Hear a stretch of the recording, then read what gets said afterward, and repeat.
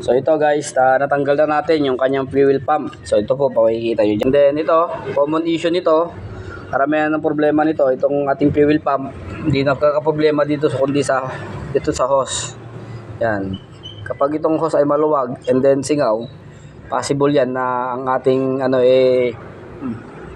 makadyot tayo and then hard starting.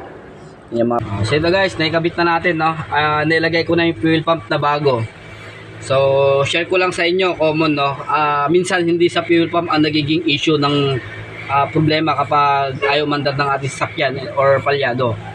So ito lang, dito sa hose na to, kapag ito ay singaw or may butas na maliit, sa yun sa hose kasi hindi na kapag higop ng maayos yung ating fuel pump papuntang injector.